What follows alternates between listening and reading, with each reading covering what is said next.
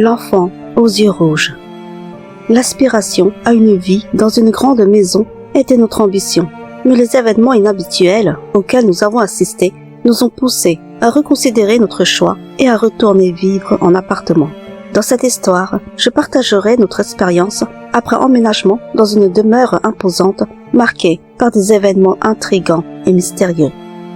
En 2008, à l'âge de 21 ans, je venais de décrocher mon premier emploi et c'était le début d'une nouvelle aventure pour moi.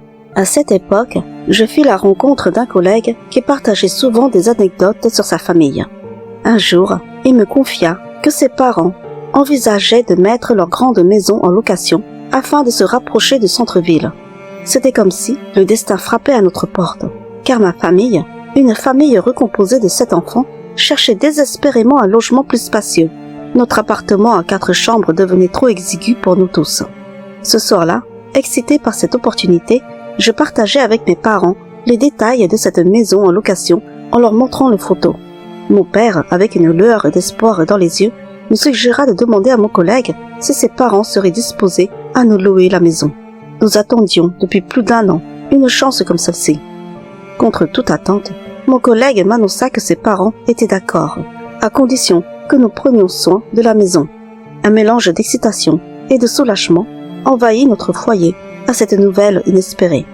Le bonheur et l'excitation ont rempli nos cœurs lorsque nous avons enfin emménagé dans cette grande maison, avec ses 3 chambres à l'étage et 2 autres en bas, ainsi qu'un vaste sous-sol parfait pour une salle de jeu.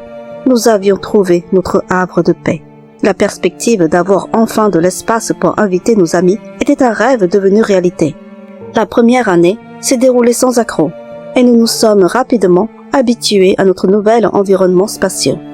Un jour, à l'approche de l'anniversaire de ma petite sœur Sarah, âgée de 7 ans, elle nous a imploré d'organiser une fête pour célébrer cette occasion spéciale.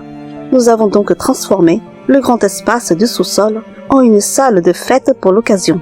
Sarah avait convié quelques amis de sa classe ainsi que ses petites cousines. Après avoir soufflé ses bougies, alors que nous savourions les gâteaux, Sarah fixait obstinément la porte d'une petite pièce nous servant de débarras. Intriguée, ma mère lui a demandé ce qui captivait autant son attention. D'une voix douce, elle a révélé « Maman, je regarde mon ami. Il s'est caché dans le grand placard. » À cet instant, nous avons tous tourné notre regard vers la porte du débarras, mais tout semblait parfaitement normal. Ma mère a gentiment réprimandé Sarah, lui demandant d'arrêter de raconter des histoires. Cependant, Sarah insistait, affirmant avec conviction que son ami imaginaire était bien réel. Elle a commencé à le décrire, évoquant des yeux brillants d'un rouge éclatant.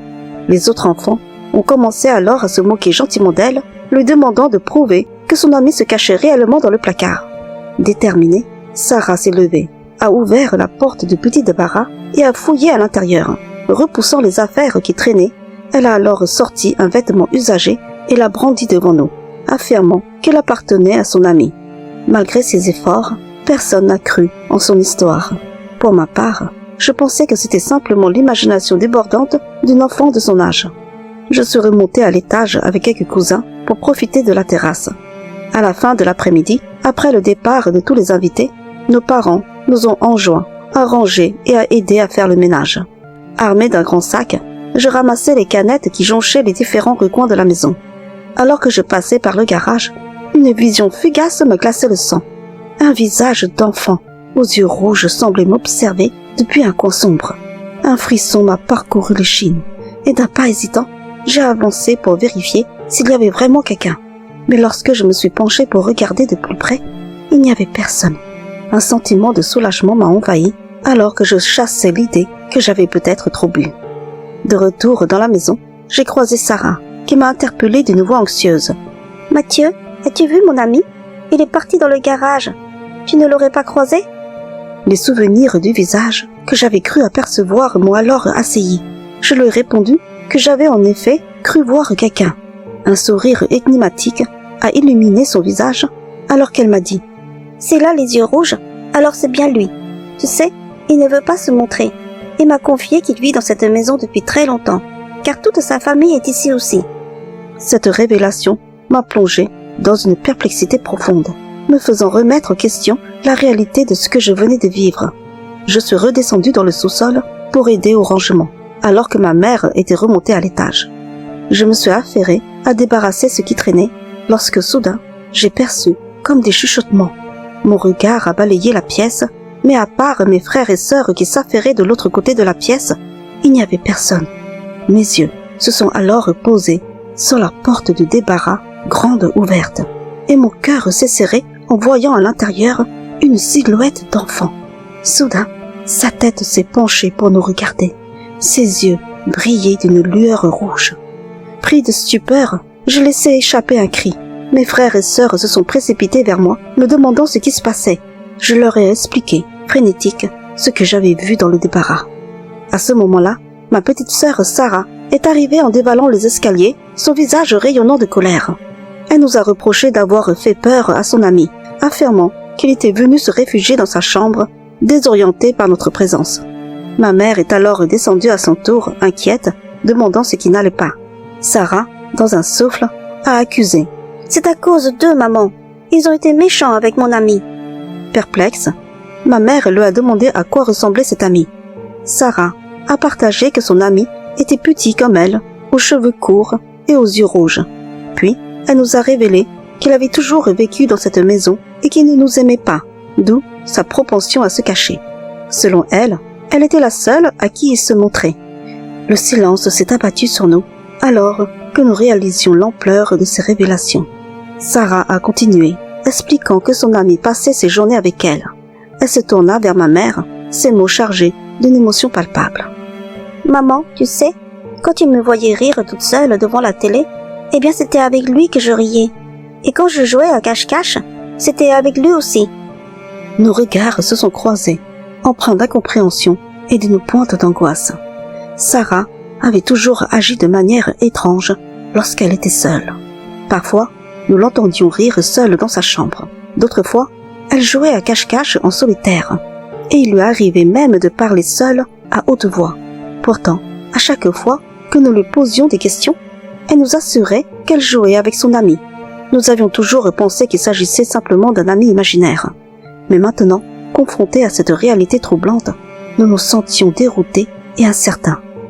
Un autre jour, j'avais convié quelques amis à passer le week-end chez moi.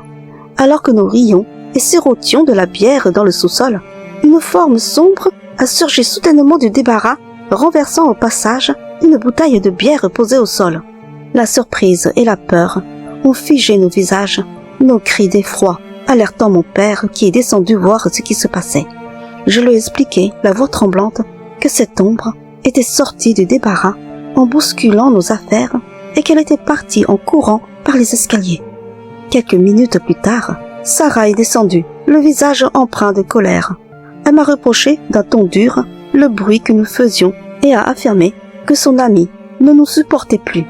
Intriguée, j'ai demandé où était son ami et elle m'a révélé qu'il s'était réfugié dans sa chambre, mais qu'elle lui avait promis de ne pas nous laisser monter le voir. Mes amis et moi étions déconcertés par cette révélation troublante. Après cet incident, nous avons décidé d'arrêter de boire. La nuit avançait, alors nous avons installé 2 matelas au sol et mes amis se sont allongés. Au petit matin, j'ai été tirée de mon sommeil par les cris d'un de mes amis. Nous nous sommes précipités à ses côtés, tremblants de peur. Il nous a raconté qu'il s'était levé pour aller aux toilettes lorsqu'il avait entendu des bruits provenant du débarras. Intrigué, il avait ouvert la porte pour regarder, et c'est là qu'il avait vu un petit enfant aux yeux rouges grogner dans sa direction. Pris de terreur, il avait poussé un cri, et l'enfant s'était volatilisé sous ses yeux. Trop effrayés pour rester, mes amis ont décidé de rentrer chez eux précipitamment. Quelques jours plus tard, Sarah est venue me trouver, l'air préoccupé. Elle m'a chuchoté d'une voix tremblante. « Mathieu, mon ami m'a demandé de te dire de ne pas jouer aux jeux vidéo trop longtemps le soir.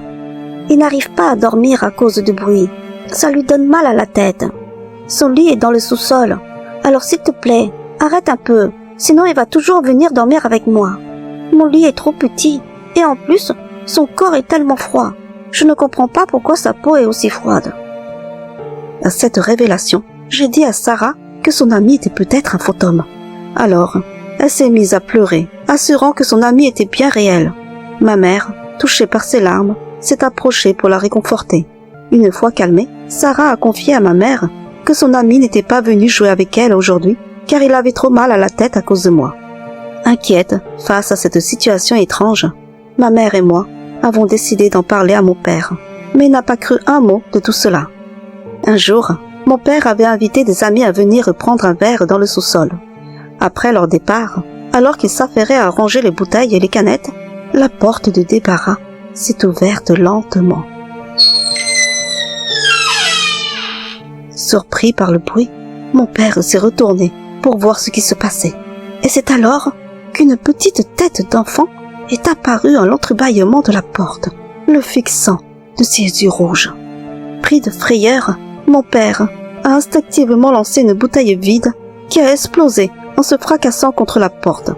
Ma mère a dû descendre pour ramasser les morceaux de verre et nettoyer les dégâts. Depuis ce jour, mon père a pris la décision de chercher un autre logement. Après plus de 6 mois de recherche, nous avons enfin trouvé un grand appartement qui nous accueillerait loin des étranges événements qui ont secoué notre maison. Aujourd'hui, nous sommes toujours perplexes face à ces événements inexplicables qui ont bouleversé notre quotidien.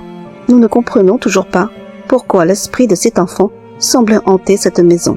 Cependant, cette expérience nous a profondément marqués, au point que nous préférons désormais éviter les maisons anciennes, optant plutôt pour des appartements ou des maisons récentes. Ces événements restent gravés dans notre mémoire, nous rappelant la fragilité de la frontière entre le monde tangible et le surnaturel.